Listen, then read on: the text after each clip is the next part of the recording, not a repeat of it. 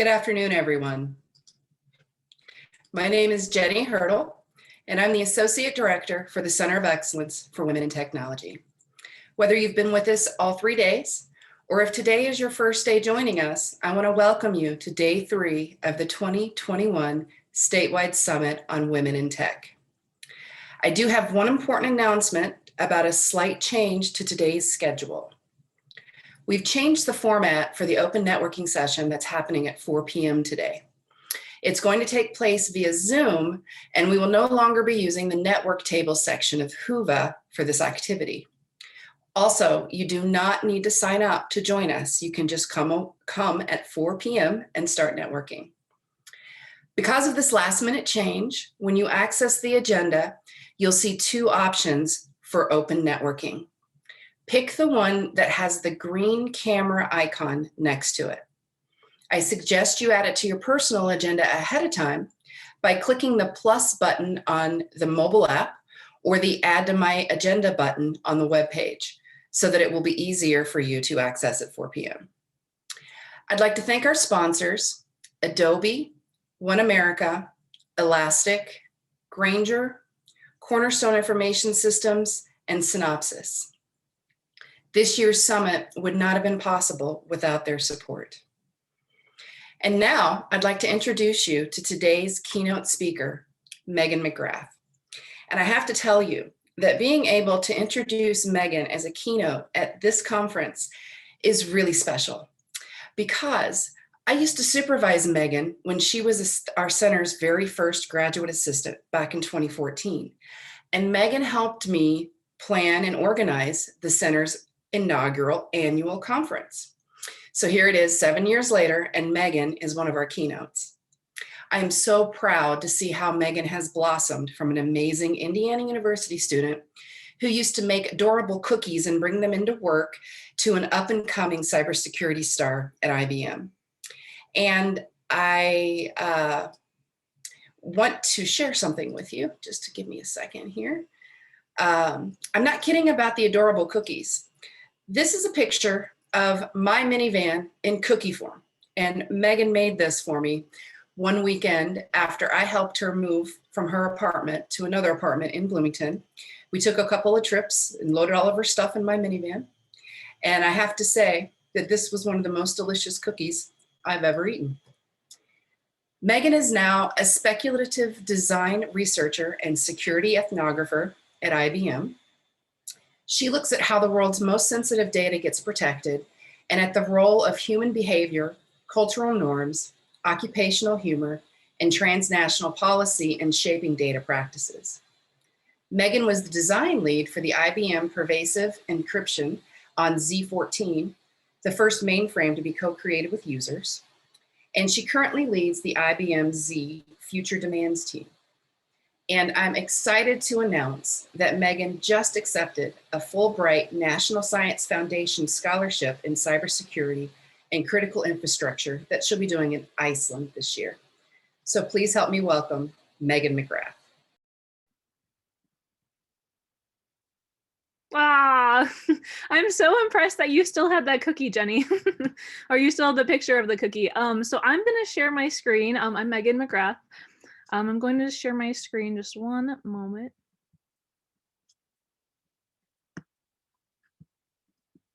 So thank you, Jenny, and thank you, CWIT and Indiana University for virtually having me here. I'm calling from Poughkeepsie in the Hudson Valley, which is Muncie Lenape territory. I appreciate everybody joining. I know it's Saturday during lunchtime for some of you. We're going to talk today about cyber, and I'm going to share a little bit about my background. We'll talk about what a cyborg is today, including the only time that Ralph the Muppet dog was incorrect, and then we'll talk about why working in technology is like a cyborg dance party and what that means for all of you. So my name is Meghan McGrath. I'm a future demands lead at IBM Z, which looks at the future of mainframes. So if you're not familiar with mainframes, think big refrigerator-sized computers that do lots of transaction processing at really high speeds. And I look at this through speculative research, occupational humor, and design. And we also really appreciate pet rocks. And as Lori mentioned on Thursday, I was on an international IBM assignment with the first 3i cohort with Genevieve Bell, who spoke on Thursday at the awesome evening keynote. So if you haven't listened to that yet, you should definitely check out the replay. She's a great speaker and she will make you get super pumped about elevators, which is always a good thing. So I'm an IU alum also, as Jenny mentioned, former CWIT graduate, proud former CWIT graduate assistant. And I went back to school to become a folk music archivist. I worked in a lot of music archives previously. And through my experience with CWIT, I ended up learning more about technology, going to the Grace Hopper conference, and getting hired by IBM. As you can see, I did my dual masters in informatics and folkloristics, and I used to live just down the street from Boxcar Books and the Runcible Spoon, for those of you based in Bloomington. For those of you who are not based in Bloomington, and I know that there's a few, the Runcible Spoon, so I'm just gonna take us there for a second.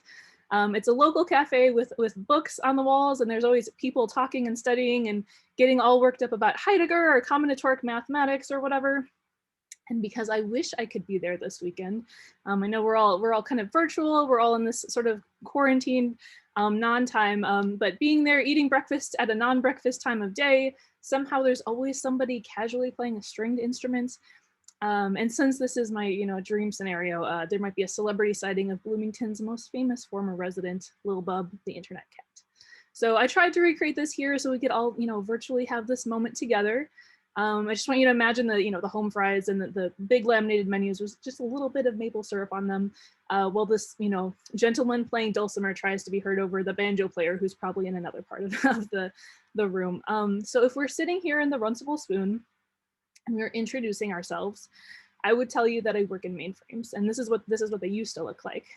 And if someone had said to me, as an undergraduate studying poetry and anthropology, that my dream job would be working in a tech company, I probably wouldn't have believed them. But I do think that technology is a really important place for poets and anthropologists and gym teachers and saxophone players and really everybody else. And that's what this talk is about. Because I feel like the conversations that we have around technology careers have a very Jetsons vibe to them. So they're focused on what's next, what doesn't exist yet. And that is an exciting part of working on technology, but that's not the only part. One of the things that I really love about working in tech is, and especially in the mainframe space, is this. This beautiful thing is the Centennial light bulb, which has been on since 1901. I really love, I'm a sucker for very Web 1.0 websites, which this is. And if you look closely, you can see that the background has not been updated since 2018. It says 117th year on it. So this light bulb is even outlasting its own social media empire. It was plugged in 2 years before Henry Ford started the Ford Motor Company. And now there's almost 300 million cars registered in the US, and one was recently shot into space. So this is a light bulb who's seen things, it has stories. If you want to know who my dream celebrity dinner guest would be, it would be this light bulb. So I want you to bear with me on this because we'll keep coming back to it. Why do we bring up this awesome light bulb? For one thing, one of the first things is I want to point out that technology has lived with us for a really long time. I know that this audience covers a whole wide range of disciplines. And I think as a poetry student, I wouldn't have identified as a technologist. And I also wouldn't have seen computer science as a humanities discipline. I don't know if you've seen stairs like this before where they're kind of scooped out from people wearing them down over time. I love stairs like this. And at one point I worked for the city of Chicago in the Cultural Center. So those of you who know Chicago, it's across from Millennium Park. And it has some stairs like this where they're worn down over time, and where people have kind of stepped in the same places year after year. And I would always think, who walked here? Where were they going? What sort of hats were they wearing? This building was the first Chicago, but it's many different ways, and there's so many elements of people's lives that's kind of been engraved into it.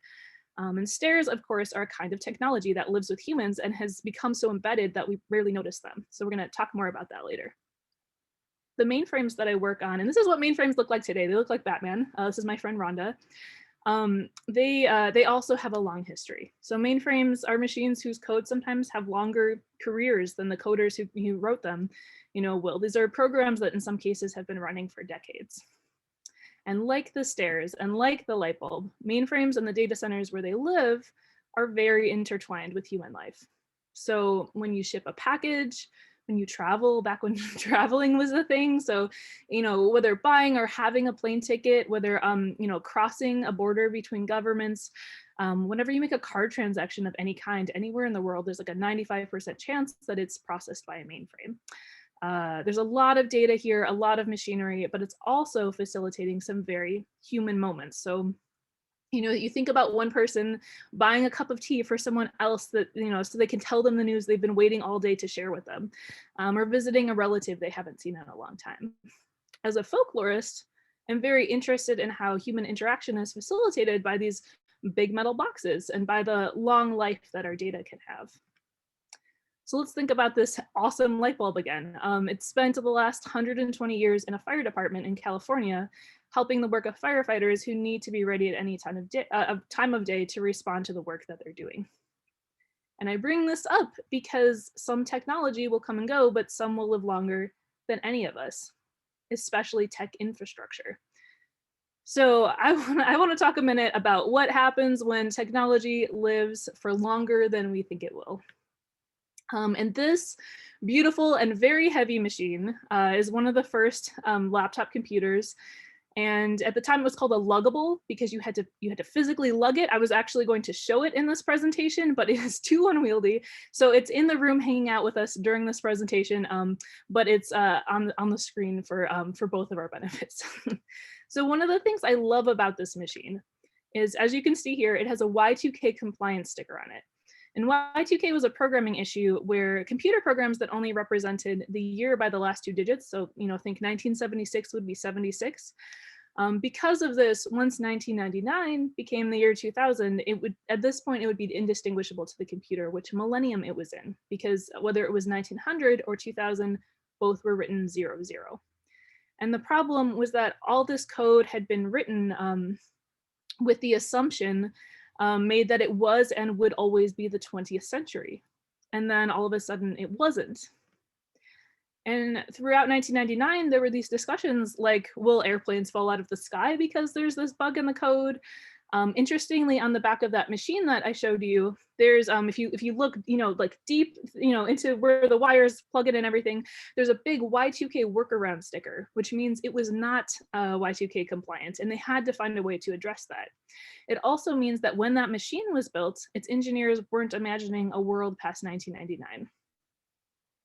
And this image from the slide, by the way, is from a short Cartoon Network clip from 1999 called "The Y2K Bug versus Godzilla." So I highly recommend you look that up.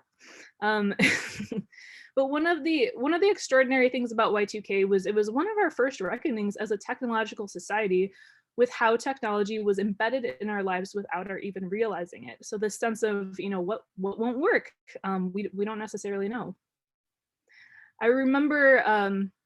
And some of you may remember this as well. Being with my family, we had our year 2000 hats on for New Year's Eve 1999.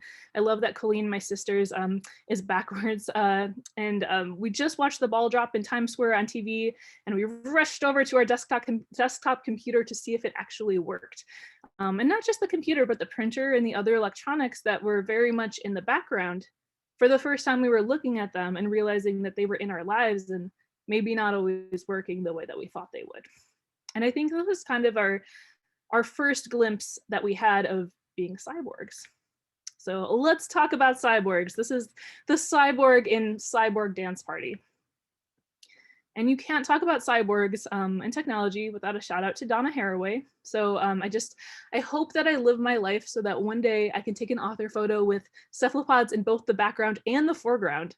Donna Haraway, for those of you who aren't familiar with her work, is sort of the patron saint of cyborg theory. She also recently wrote an amazing book called Staying with the Trouble. For this discussion, though, we're going to look at another technological philosopher, Ralph the dog from the Muppets, as promised. And this slide is a still from a video that may be one of my favorite things that exists on the internet. And I can put a link in the slides if you want to look at it later. In the 1960s, Jim Henson created these little sketches for IBM called the coffee break films. And you would have Muppet IBMers sharing tips on how to sell typewriters and training new employees. Also, this is where this film is where Ralph the dog explains that IBM needs a new hippie products division. And the idea is that he's pitching this IBM electric guitar. Because machines should work, people should groove. That's the tagline. And I love Jim Henson, secretly my goal in life, after obviously taking a picture with jellyfish like Donna Haraway. My secret goal is to make my workplace as much like Jim Henson Studios as possible. But with all respect to Ralph the dog, I do think that this statement is problematic, that machines should work, people should groove. It seems like every day there's a news story about bias and machines that are being built without really thinking about the relationship to people. And it's clear that we have a problem when we frame these as two separate things. And that was in 1967, but we still talk about technology this way sometimes. So this is an ad for a marketing program. And it says, imagine if your ads manage themselves. And the message is, let the machines do the work. Here's an ad for Waymo self-driving cars, which says, your time is valuable. Again, let the machines do the work. Machines should work. People should groove and drink Starbucks and look over their quarterly TPS reports in their self-driving car. This is an ad for a presentation tool. Again, let the machines do the work. Have them automate the perfect content for each customer experience so you don't have to. Which is fine, but after so much of this messaging, we start to get a picture that looks a little bit like the stock image from this article, which is about automation sort of taking over the work that humans do. None of the automation that we described in those last three ads, if you think about them in practice, would look like this, with humanoid coworkers sitting in an open office space with these matching headsets for their ears, which I'm surprised if they would need ears. The caption even has them asking each other, working hard or hardly working. So you can, there's a very Dilbert mug vibe happening here. And in reality, automation seems to be a little bit more subtle and embedded than this, right? So you think about the calendar on your phone that read the email that you have a plane, a flight that you have to go to, and it sends you a reminder to get to the airport, but oh, there's a traffic jam, so you have to leave earlier. That's an example of automation. And just because it doesn't have a human body or ears doesn't mean that you don't coexist with it. It doesn't mean our consciousness isn't shaped by it. And Lambros Malafori is a neuroarchaeologist, father of material engagement theory, and his works look at exactly this idea. So using archaeological data, he looks at how tools and technology have shaped the way humans think. And this is related to the idea of the extended mind. So this suggests that what we think of traditionally as our brain and our body actually extends into the physical world. So you think about that watch you carry everywhere, the phone you carry everywhere. The idea is that this is part of who you are and part of how you think. So let's try this out for a second. I just want us to all take a second, since we're virtually together across many different locations. Look around for a few seconds. What are the things in your workspace that connect you? What are the tools and technology that you use? Obviously a laptop or whatever you're watching this conference on. Maybe a cell phone, maybe a third-party app on that cell phone. If you have a smartwatch or a debit card or a credit card, those things connect us. Maybe you have a network smoke alarm or a thermostat. If you have a car that's very much a computer. So look around and acknowledge them. This is your squad. And according to a Deloitte study, that the average US household has 11 connected Internet of Things devices. Could be more, could be less, but they're very much part of our ambient lives. Very much like those stairs that we talked about earlier. So as people walked up and down those stairs, they probably weren't thinking about the stairs as a technology that they were using. But the stairs were there being used anyway, whether they were noticed or not. And when Jim Henson made that IBM electric guitar commercial, a computer was the size of a room. So you remember that first mainframe picture that I showed. Often rooms had to be built for your computer after you bought one. So embedding technology discreetly wasn't really a thing. But today in particular, people and machines live, work, and grow together. And I think that's a really important thing for us to recognize. I think it's important to recognize that when I'm going somewhere, I and my cell phone are often going together. And my data and all the advertising cookies are coming with us. And these both profess to know something about me, but also have a very curated view of me. Mostly in my case, as someone who spends too much time shopping for dinosaur merchandise. And the connections in my phone book, my texts are part of this. So I'm networked to a specific set of people through our digital footprints that come back and forth towards each other. And obviously the dinosaur merchandise is part of this also. And with this, what we get to is a state that's sometimes called technological somnambulism. Somnambulism is sleepwalking. Technological somnambulism is, we're sleepwalking with technology. And we're assuming that we can pick up technology and put it down and go about our day and nothing has changed. Or we can make changes to the structure of technology or to an algorithm and not consciously think about its impact to the full extent. But whether we recognize it or not, technology is shaping us as part of both who we are and who we are becoming. And I don't just mean that in a cutesy way. I do think it's really fascinating to think about, if technology shapes the way we think and who we are, then the technology that has yet to be built is going to shape our future selves in ways that we can't even anticipate yet. And going back to our awesome light bulb friend, I would hope that the people working on those new innovations are considering what it will mean for that technology to cohabitate with humans and to shape humans, not just for a trend cycle, but for generations. And when we pretend to ourselves, right, that it's machines should work, people should groove, then we risk being careless with our data. Or worse, we're at risk of enabling power structures that may endanger people, endanger communities, and especially those in vulnerable positions. Machines should work, people should groove feels to me like a description of an outdated relationship. So today we're more in this state where people are starting to be a little bit machines and machines are starting to be a little bit people.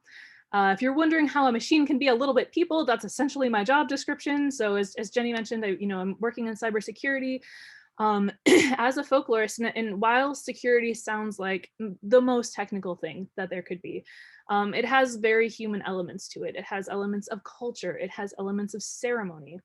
One of my first leadership roles at IBM was with something called pervasive encryption. And the idea was, for a very simplified analogy, so somebody, if they break into your house looking for gold bars, if you're someone with gold bars in your house, and there's a huge safe in the middle with a big lock on it, where do you think they're going to look for the gold bars? And this idea is likewise, encryption can be costly. It can be very resource intensive. And historically, for a lot of organizations, only the most important, what's called the crown jewels data, that's what gets encrypted. And so to an attacker, that encryption and that protection can also be a marker or a signaling device. But if someone broke into that same house and everything has a lock on it, who would even know where to start? So that's there's lots of aspects of pervasive encryption, but part of the idea is providing a way to potentially protect everything, including things that you haven't even identified yet that they're important. And as I said, I'm a folklorist, so my role was to help our strategy and our technology building be informed by the human side of things. And so we got out there and we talked to security administrators and we talked to information, security officers all over the world, and to understand, how do you protect your data? What works? What doesn't work? What was something you thought would work and then it went completely different? And we learned a lot of things, but in one area we kept running into a wall. We couldn't get anywhere, and this was having conversations around audit and compliance. And so for those of you unfamiliar, a security audit is, you have the folks that are protecting the data in an organization, and an audit team will come in and assess to see whether the data has been protected properly. But a lot of times the auditors don't speak the security team's language. The security team doesn't speak the auditor's language. There can be a lot of difficulty. It's painful. No one wants to talk about it. And we were getting nowhere trying to learn about what this was like for people that were involved in this process. And one day I was looking through our field notes and I noticed something.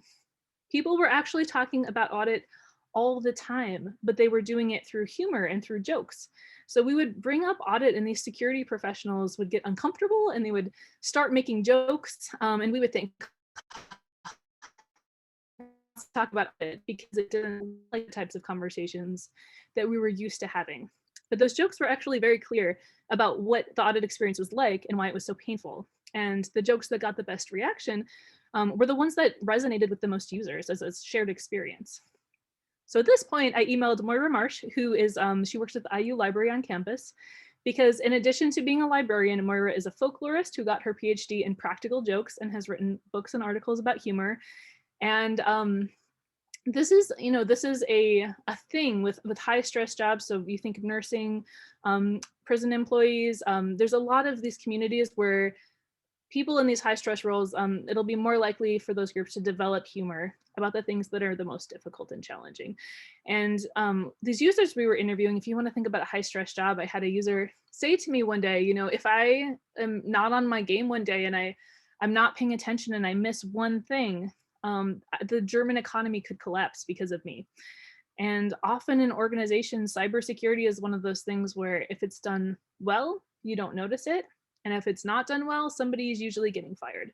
So it's very high stress, and a lot of humor does come up. And we started looking at jokes and memes and little comic strips that people would pin to their cubicles. And at one of IBM's worldwide conferences, we actually hosted a sort of stand-up comedy open mic for these developers to tell their best jokes about their experiences. And we learned things we never would have learned if we expected the answers to be, oh, there's a problem with the interface, or this button, or oh, this task takes too much processing power. These technical answers. It was more than this. And what I want to emphasize in this conversation that we're having here in the Runcible Spoon together is this element of culture and human behavior and these small everyday things like putting a comic strip on the wall of your office space, so you and your coworkers can bond and laugh, but also navigate something about your relationship with technology that you all recognize. And so, we think back to the that app. I talked about having an alert on your phone about a flight. You need to get to the airport. There's a traffic jam. That's an example of the machine being effortlessly embedded into your human life. And these jokes about cybersecurity, that's an example of human life being effortlessly embedded into the machine, because we shape that also, right? We're already living a cyborg life, and as a result, technology is something that we all very much have a stake in, which is why we need a cyborg dance party. And the reason that I say technology is like, working in technology is like a cyborg dance party, is because it can be creative, and it can be expressive, exploratory, it can be rewarding, it can be really fun.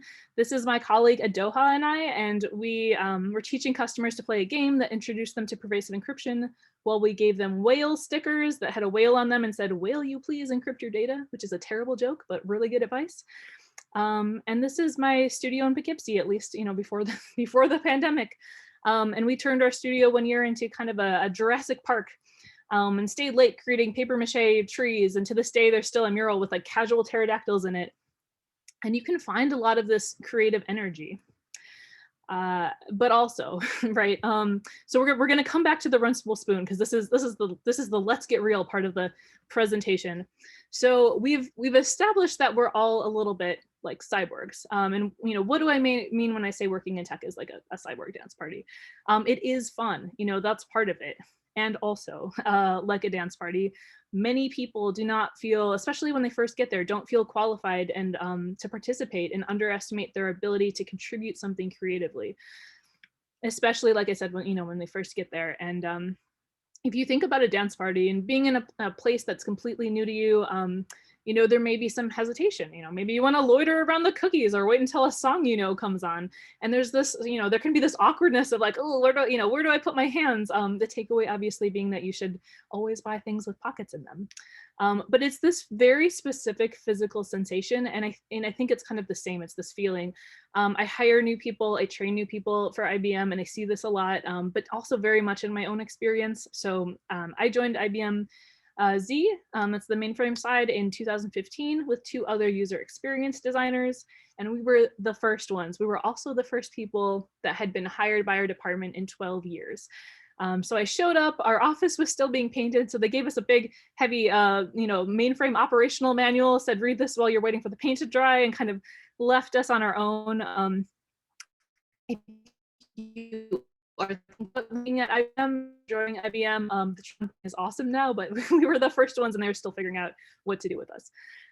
But, you know, I feel like looking back, I felt a little bit like I didn't know anybody or anything. I was in this new space. And I wasn't asked to go to any meetings that first day, but I wonder, you know, would I have felt comfortable asking questions? I don't know that I would have. And there can be this hesitation, this kind of, I just got to a dance party hesitation, where you sense that it could be really fun, but you're kind of still scoping it out.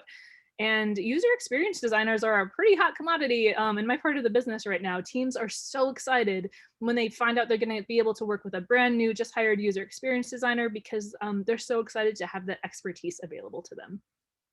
But often that new hire is asking themselves, okay, like, what am I allowed to contribute? You know, like, can I share what I know? Where do I fit into this conversation? Why is everyone speaking in acronyms? And it's fine to get your bearings straight, but also the danger comes when we let ourselves get stuck in that hesitation, right? When we only stay by the snacks when we did want to dance, but we don't. And to be fair, I'm sure there's some bona fide extroverts out there in cyberspace listening to this who maybe are always the first people on the dance floor, whether it's metaphorical or otherwise. And I really hope that you'll bring that same energy to your careers, you know, too, because it's excellent, and technology could use plenty of that. I do also want to make one caveat, which is I think it's hard to make good career decisions and good creative decisions when we're coming from a place of fear, and that's part of what this is about. And this is different from, for example, dealing with structural power imbalances, or dealing with things like anxiety or depression, or dealing with financial insecurity. All of those things can make a person feel exhausted in places in ways they wouldn't expect. So I do want to acknowledge that those challenges can be very real as well.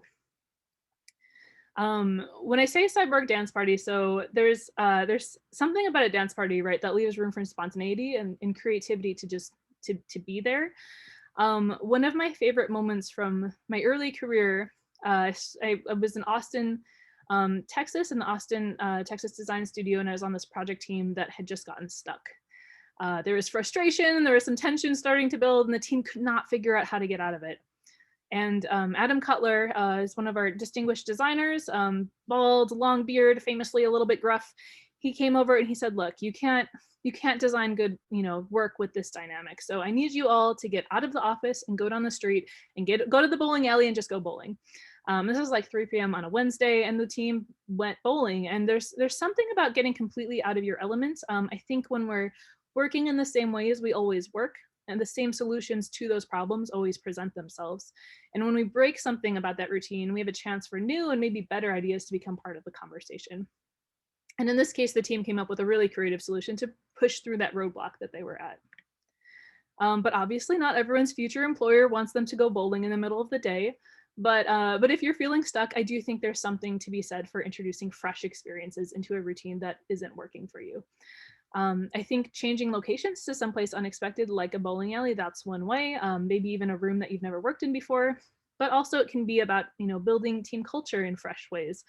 So one IBM team made these temporary tattoos for their project that say planning analytics on them, which I kind of love because nothing says knuckle tats like analytics. And there is this, you know, a way to introduce something fresh and surprising that was outside of the team's routine. I'm also a big fan of Brian Eno's oblique strategy. So I don't know if you're unfamiliar with Brian Eno. He's famous for a lot of things, among them the 3-second little chime whenever you open a Windows machine. Oblique strategies is a deck of cards that you shuffle to randomly introduce a new technique or line of thinking into a project where you're stuck. And the idea is just to make sure that you have some way to introduce randomness into your process and have some way to surprise yourself, which again is something a dance party can do really well. It can create this atmosphere where spontaneous ideas can happen. So who do we want to see at this dance party? Who do we want to see working with technology? Obviously poets, mathematicians, teachers, archaeologists. Shout out to Nancy Obermeyer, who talked about GIS and ethics earlier this week.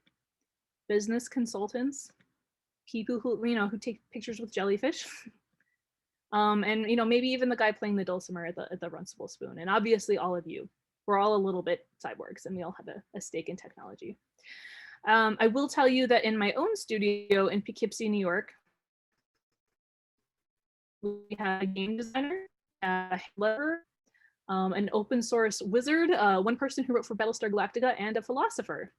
And if you think about that amazing light bulb from before, right, we want to make good, thoughtful technology that will coexist with humans maybe long after we're gone. So we need as many perspectives as possible represented.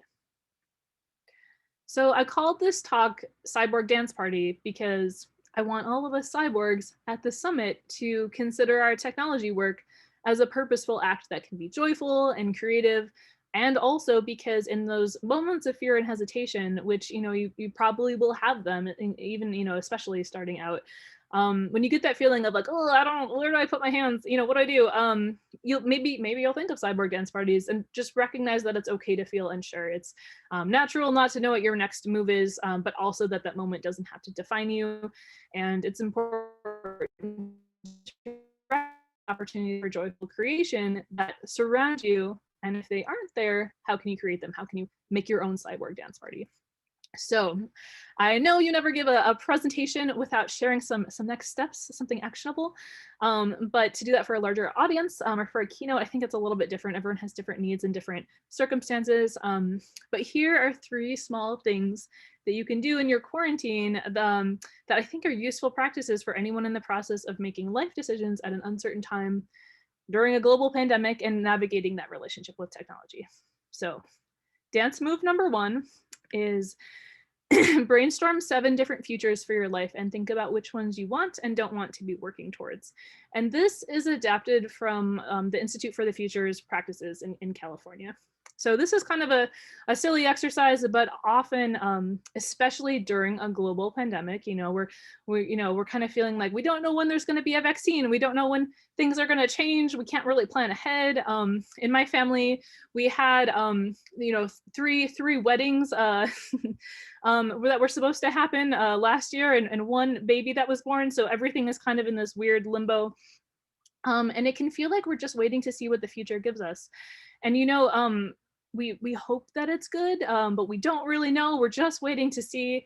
And the idea here is to remember that there are many futures that any of us could have, and that we should feel empowered to work towards the ones that are most exciting to us.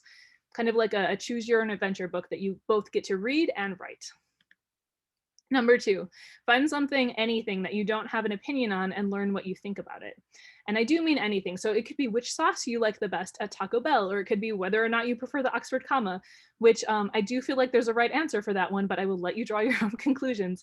And some of these things, your opinion could be, it's complicated, but the idea is for it to be your opinion.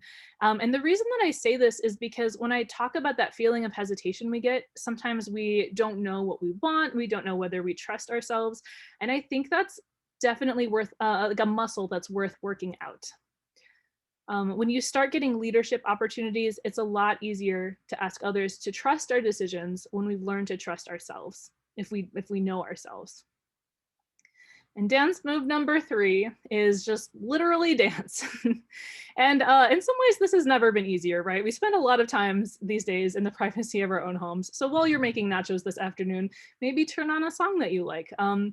I think feeling comfortable in our own skin and learning to trust ourselves and being thoughtful in the paths that we take towards one future versus another, these are the kind of things that can put us in a position to build meaningful technology, or when we're confronted with problematic technology, right? These put us in a position where we can be comfortable saying, okay, team, we might want to test this first, or there's bias in our data, or whatever the case may be.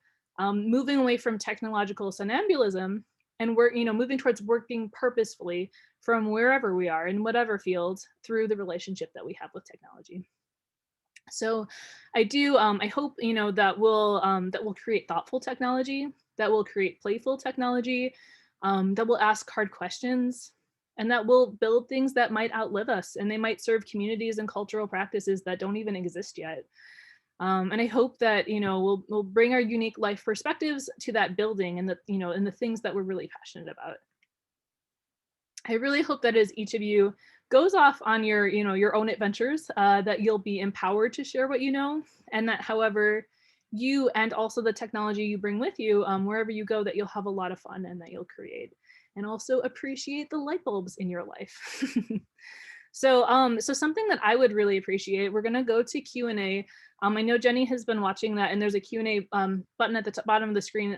So in addition to questions, I would also very much welcome recommendations for good songs to rock out to during quarantine, because I can always use more of those. So that's I'm gonna stop sharing my screen, and I'll let Jenny go through the Q&A.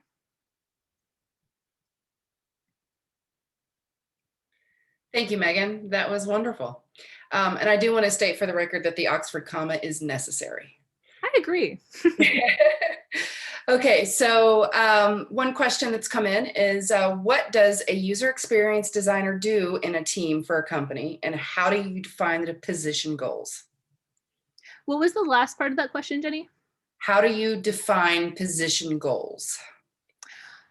So I can answer that part first.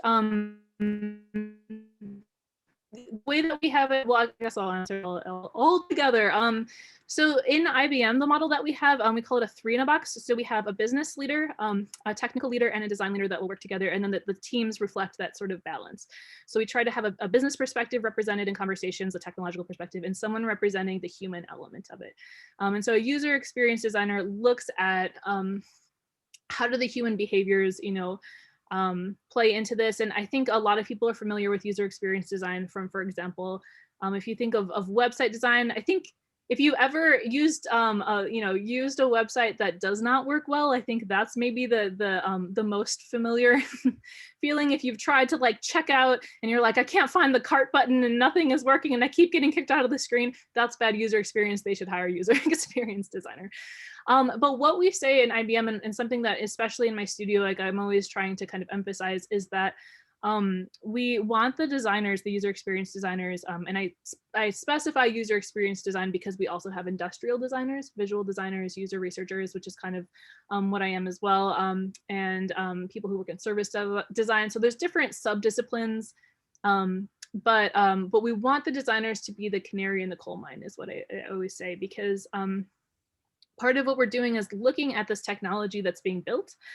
Historically, you'd have a bunch of, IBM has a lot of really smart people, and you'd have some, engineer in the basement of our building 707 come up with this brilliant idea and like write the thing and make it and, ship it. And there it's in the world. And then after it's out there, we would find out whether or not it worked.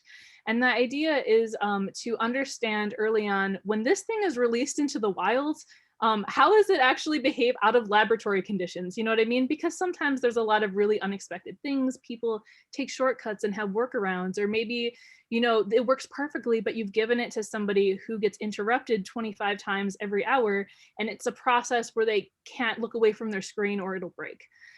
So, things like that, where you need to be able to alert the team early on that this thing might not survive the way that we thought it would once it's out there in the wild, or it might have, implications or impacts that we haven't thought of.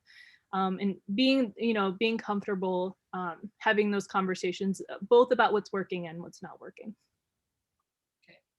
And this is just a statement. Michelle Hahn says, thank you, Megan. As an artist and an IBM leader, you may be excited to know that IBM was involved in creating the streaming media platform originally developed here at the IU Music Library in the 1990s. Oh, that's so cool. I love that. Project and IU were mentioned in an IBM commercial at that time. That is really cool. Thank you, Michelle. Cool. That warms my heart. We've started to get some suggestions for music, just so you know. Cool in the Gang is fun. Cheryl Batista wants you to know that Cool in the Gang is fun dance music. Margaret Lyon shares the song State of Independence and the song Wild by Lolo. One other question that's come in. Kelsey Trebald says, I love the emphasis on creativity in this talk. This might have already been covered, but what led you to pursue a master's in a tech field and pursue a career in tech in general? So when I mentioned, so my if you weren't there for this part, my background at IU is in folkloristics and informatics, and one of the things that really drew me to IU's informatics program is that it's a very multi-tentacled creature. So you can do things like have a have a program with folkloristics in it. It was from the information science side, right? So I was coming from a little bit of a library background. I wanted to work in folk music archives, but the thing about informatics is that it covers a lot of different things. And I learned about systems design, and I learned about databases, and UX testing, user experience testing, and some of these things where where those were really interesting. And actually, one of the things that was really interesting to me was we learned about Genevieve Bell's work, who we just heard from earlier this week. And I thought, oh, that's, like having that social sciences piece in a technology area is really interesting to me. And also as someone who feels a lot of kinship with academia, it feels strange to move into the corporate space, but also I think there's something really rewarding about taking those discussions and putting them into built infrastructure that's out there in the world, kind of part of the fabric of things that we do. And so I really like having that connection, if that makes sense. I don't know if that answers your question. I hope it does. Okay, thank you. Jelena would like you to describe the first dance move again. She missed that. Oh, the first one. Okay. The way that you phrased that made me like think about a physical dance move, and I was like thinking about my own like physical dance moves. But no, the one for this talk I mentioned. So this one it was think of 7 different futures for your life and think about which ones you want and don't want to work towards. And the reason that I included this, I started doing more futures thinking work in the last year or so for my job. But something that seems so relevant, especially right now to me, is this core idea from futures thinking, which is that instead of, it's not about predicting one version of the future and sitting around and waiting to see if we were right or not. The idea is to brainstorm and to think of many, many different versions of what the future could look like, and take an active and kind of empowered role towards thinking, okay, which ones do we want to be more likely to happen, which ones are things that we're a little bit nervous about, and maybe there's steps we can take earlier on to kind of mitigate the negative effects, or just to have a more active place within our own futures, if that makes sense. So that was kind of the idea there. That's you should look up the work of Jane McGonigal. She's a game designer and also a futures thinker, really fantastic. And she does a TEDx talk, I think, about this. That's like how to think like a futurist. That's also like a good if you're kind of interested in that space and learning more about it. And we have time for probably one final question, and it's a follow-up to the user experience question. Are user designers sometimes the lab rats, so to speak? How could you otherwise know how the new tech will behave outside of the lab environment? What CEU certifications and studies do you focus on after college? So if I'm understanding this question right, it's kind of like, what are the pathways through which you enter that space, which I think is a really good question for user experience design, because there are so many different disciplines that feed into it. So human computer interaction, which I think Jenny has some experience in as well. It can go by UX, so UX design. It can go by many different names. There's a whole kind of family of related disciplines. So that's among them, which can be confusing on the one hand, but also can be really great because there are so many different avenues. So like I said, when we go to hire designers in my own studio, we've had people come from a really wide range of places. Even people with just a good storytelling background. There's roles that they have to play in that space. Excellent. Well, thank you so much for your time and for this wonderful talk. It's been such a pleasure to see you again, Megan, and I hope that it won't be 7 years before we see you. Thank you to everyone who joined us today. I hope that you enjoy the concurrent breakout sessions that start in about 10 minutes, and have a great 3rd day of the summit. Bye, everyone.